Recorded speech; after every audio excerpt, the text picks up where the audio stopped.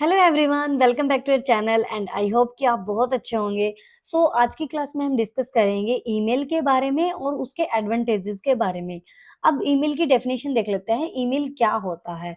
N electronic mail can be defined as the process of exchanging messages electronically through a communication network by using computer. मतलब email एक ऐसी process है जिसमें हम messages exchange करते हैं इलेक्ट्रॉनिकली।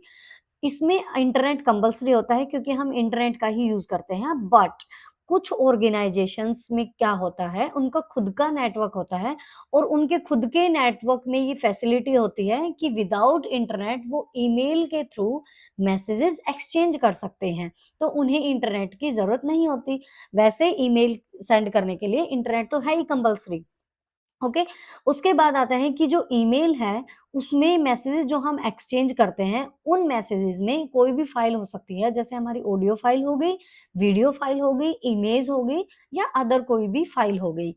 तो अब इसके लिए हमें कैसे क्या कुछ करना है, जैसे जो हमारी ईमेल होती है उसके लिए, उसका यूज करने के लिए सबसे पहले हमें ईमेल अकाउंट क्रिएट करना होता है।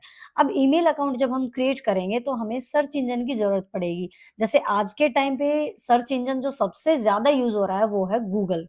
ठीक है।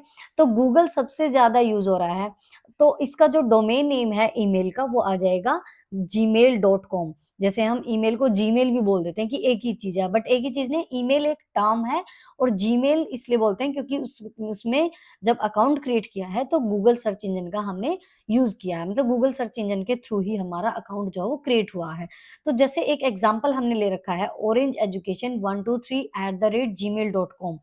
अब इसमें जो ऑरेंज एजुकेशन 123 यहाँ तक जो है इसको हम बोलेंगे यूजर नेम।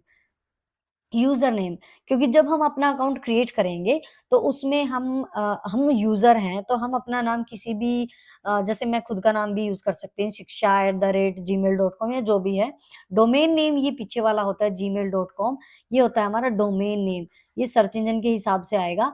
अगर मैं यहाँ पे गूगल का यूज ना करके याहू का यूज करती तो यहाँ पे आ जाता है yahoo.com, या फिर और भी सर्च इंजन अलग अलग हम यूज कर सकते हैं, जैसे बिंग हो गया या और भी हो गए। ठीक है। तो ये डोमेन नेम हो गया हमारा। बीच में एट द रेट सिंबल है, इसको हम एट द रेट बोलते हैं। ओके। अब अकाउंट क्रिएट कैसे करना है वो हम बाद में सीखेंगे। सबसे पहले हम इसके एडवांटेजेस के बारे में डिस्कस कर लेते हैं कि ईमेल सेंड करने के या ईमेल यूज करने के क्या-क्या एडवांटेजेस हैं। अब जैसे सबसे पहले एडवांटेज में आता है first point, an email can be sent any time and from anywhere in the world. पूरे पूरे वर्ल्ड के अंदर किसी भी टाइम पे कहीं पे भी हम ईमेल को सेंड कर सकते हैं इजीली। ओके। सेकंड है, an email can be send to many people at a time. मतलब एक ही टाइम पे हम बहुत सारे लोगों को ईमेल सेंड कर सकते हैं। उसके बाद आता है third, an email can be easily forwarded to anyone without typing it again.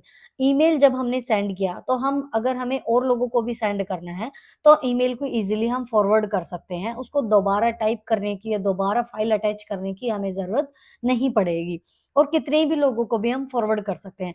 जैसे अगर हम एग्जांपल ले, व्हाट्सअप है हमारा, व्हाट्सअप में अगर हम कोई भी मैसेज फॉरवर्ड करते हैं, उसमें लिमिट होती है कि एक बार में हम 5 मतलब 5 लोगों को ही हम भेज सकते हैं। ये आप करके भी देख सकते हो प्रैक्टिकली, मैंने तो करके देखा हुआ है कि 5 लोगों को ही हम फॉरवर्ड कर सकते हैं कोई भी मैसेज, 5 से ज़्यादा हम फॉरवर्ड नहीं कर सकते। लेकिन ईमेल में कितने ही लोगों को हम भेज सकते हैं, फॉरवर्ड कर सकते हैं ईज़िली। उसके बाद फोर्थ पॉइंट है, sending an email is fast in comparison to traditional mails. मतलब जो ट्रेडिशनल मेल्स थी उनके कंपैरिजन में जो ईमेल है वो जल्दी से भेजा जा सकता है। ठीक है। उसके बाद फिफ्थ है हमारा कि ईमेल में म्यूजिक फाइल, इमेजेस हो गई या कोई भी डिफरेंट कंप्यूटर फाइल हो गई, वो इजीली हम शेयर कर सकते हैं किसी के भी पास। ओके। नेक्स्ट है हमारे पास, if an email does not reach its destination in the first attempt, the mail server automatically send it again. मतलब अगर कोई भी ईमेल उसके जहाँ पे हमें भेजनी थी वो फर्स्ट अटेम्प्ट में नहीं गई है, नहीं पहुंची है उसके पास, तो जो मेल सर्वर है वो ऑटोमेटिकली उसको दोबारा भेज देगा। अब मेल ना पहुंचने के कोई भी रीजन हो सकता है, जैसे इंटरनेट स्लो है या कोई भी अदर रीजन है, तो उसमें अगर एक बार में हमारे पास मेल सेंड नहीं हुई या टाइम लगा रहा है वो, तो मेल सर्वर ऑटोमेटिकली उसको अपने आप भेज देगा। उसके बाद नेक्स्ट जो लास्ट पॉइंट है वो है कि if an email is not delivered, अगर ईमेल उस जो डिलीवर नहीं हुआ है, you receive an email explaining the problem why the email could not be delivered. मतलब हमारे पास मैसेज आ जाएगा, हमारे पास मेल आ जाएगी कि ये मैसेज डिलीवर क्यों नहीं हुआ है, उसका क्या रीज़न है। तो पहला तो ये था कि फर्स्ट अटेम्प्ट में अगर वो नहीं भेजा जा रहा है, तो मेल जो सर्वर है वो ऑटोमैटिकली भेज देगा। लेकिन अगर फिर भी वो डिलीवर नहीं हो रहा है, तो इसका मतलब है कि हमारे पास मैसेज आ जाएगा कि क्या रीज़न है ना ना जाने का। जैसे कई बार क्या होता है कि जब हम उसमें नाम भरते हैं ईमेल अकाउंट का जिसके भी पास हमें भेजना है, तो उसमें कई बार गड़बड़ हो जाती है, नाम गलत हो जाता है या डोमेन नेम गलत हो जाए, कुछ छूट जाता है, तब भी जो ईमेल मैसेज है वो डिलीवर नहीं होगा जिसके पास भी हम भेजना चाह रहे हैं। तो हमारे पास मैसेज आ जाता है ऑटोमैटिकली कि हाँ, कि ईमेल का जो नाम है वो प्रॉपर नहीं है, सही नहीं है या जो भी है। तो वो ड्राफ्ट में सेव हो जाता है या वैसे मतलब हमें इन्फॉर्मेशन मिल जाती है उसकी, ठीक है? तो ये सारे एडवांटेजेस थे ईमेल के। अब इसको यूज़ करने के लिए अकाउंट क्रिएट करना है, वो कैसे करना है वो हम नेक्स्ट वीडियो में डिस्कस करेंगे। उसके लिए आप हमारे चैनल को सब्सक्राइब कर लीजिए और वीडियो को लाइक, शेयर और कमेंट करके ज़रूर बताना कि ये आपको कैसी लगी।